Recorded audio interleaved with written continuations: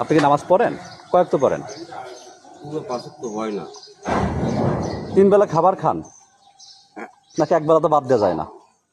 মাঝে মাঝে মাঝে মাঝে যায়। হ্যাঁ, কাজে তা কর্মে তো গেলে খিদে লাগে না বলে না খান না না। কাজে কর্মে 5 ওয়াক্ত গেলে তো পড়তে হবে। তার আচ্ছা যা ভালো কথা, যে ওয়াক্ত পড়েন, এই যে সিগারেটটা যে খান, এই খেলে কি নামাজ কবুল হবে? হুজুর বলছে কখনো? হুজুর কাছে প্রশ্ন করবেন, আমি বলে গেলাম, একটু বলে দিন এক সময়। আমার কাছে বলা, আমি বললাম প্রশ্ন করেন হুজুরের কাছে, হুজুর আমি তো এটা খাই, আমার নামাজটা কি, আমার যে দোয়া দরুদ পড়ে এগুলো কবুল হবে? যদি হুজুর প্রকৃত যদি আপনাকে কোনো বিধান আরকে বলে, সে অবশ্যই বলবে যে আসলে এগুলো খেলে দোয়া কবুল হয় না।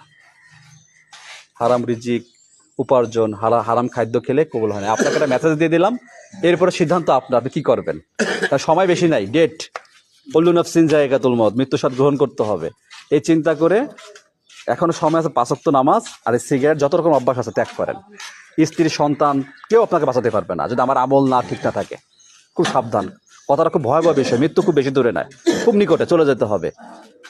আল্লাহর পরিপূর্ণ ইবাদত করে হালাল জীবন নিয়ে যেতে হবে।